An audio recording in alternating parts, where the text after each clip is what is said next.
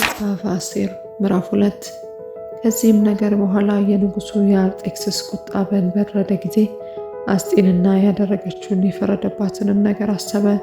ንጉሡንም የሚያገለግሉ ብላቴኖች እንዲህ አሉት፣ መልከ መልካም የሆኑ ደናግል ለንጉሡ ይፈለጉለት፣ ሴቶችን ከሚጠብቅ ከንጉሡ ጃንደረባ ከሄጌ እጅ በታች እንዲያደርጓቸው መልከ መልካሞቹን ደናግል ሁሉ ወደ ሱሳ ግንብ ወደ ሴቶች ቤት ይሰብስቧቸው ዘንድ ንጉሡ በመንግስቱ አገሮች ሁሉ ሹማምንቶችን ያኖር፣ ቅባትና የሚያስፈልጋቸውንም ይስጣቸው። ንጉሡንም ደስ የምታሰኝ ቆንጆ በአስጢን ስፍራ ትንገስ። ይህም ነገር ንጉሡን ደስ አሰኘው፣ እንዲህም አደረገ። አንድ አይሁዳዊ የቂስ ልጅ የሰምኢ ልጅ የኢያጽር ልጅ መርዶክዮስ የሚባል ብንያማዊ በሱሳ ግንብ ነበረ። እርሱም የባቢሎን ንጉሥ ናቡከደነጾር ከማረካቸው ከይሁዳ ንጉሥ ከኢኮንያን ጋር ከተማረኩት ምርኮኞች ጋር ከኢየሩሳሌም የተማረከ ነበረ። አባትና እናትም አልነበራትምና የአጎቱ ልጅ ሀደሳ የተባለችው አስቴርን አሳድጎ ነበር። ቆንጆይቱም የተዋበችና መልከ መልካም ነበረች።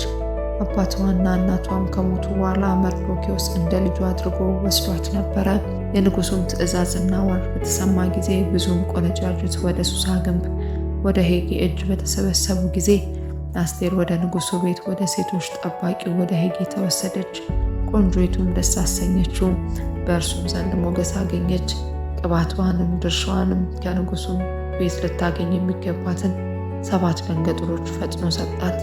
እሷዋንና ደንገጥሮቿንም በሴቶች ቤት በተመረጠ ስፍራ አኖረ።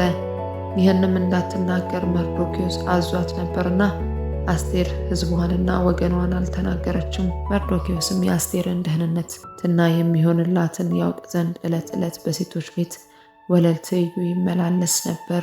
የመንጻታቸውም ወራት 6 ወር ያህል በከርቤ ዘይት 6 ወርም በጣፋጭ ሽቱና በልዩ ልዩ በሚያነጻ ነገር ይፈጽም ነበርና እንደ ሴቶች ወግ 12 ወር እንዲሁ ከተደረገላት በኋላ ወደ ንጉሡ ወደ አርጤክስስ ለመግባት የአንዲቱ ቆንጆ ተራ በደረሰ ጊዜ በዚህ በግ ቆንጆይቱ ወደ ንጉሡ ትገባ ነበር።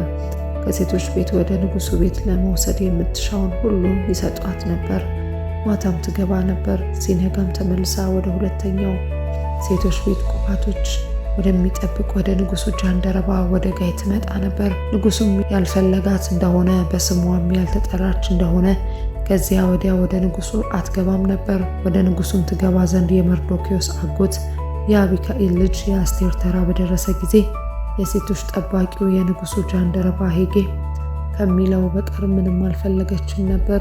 አስቴርን በሚያዩት ሁሉ ዓይን ሞገስ አግኝታ ነበርና። አርጤክስስም በነገሰ በ7ኛው ዓመት አዳር በሚባለው በ12ኛው ወር አስቴር ወደ ንጉሡ ቤት ተወሰደች። ንጉሡም ከሴቶች ሁሉ ይልቅ አስቴርን ወደደ።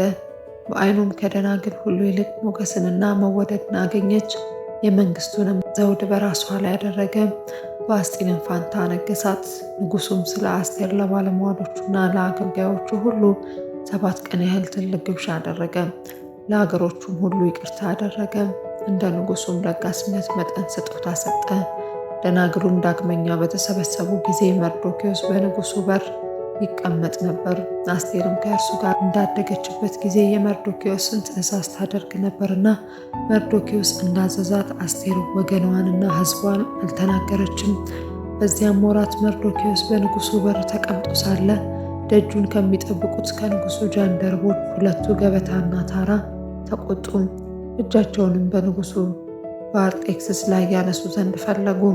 ነገሩም ለመርዶክዮስ ተገለጸ። እርሱም ለንግሥቲቱ ለአስቴር ነገራት። አስቴርም በመርዶክዮስ ስም ለንጉሡ ነገረች። ነገሩም ተመረመረ፣ እንዲህም ሆኖ ተገኘ። ሁለቱም በዛፍ ላይ ተሰቀሉ።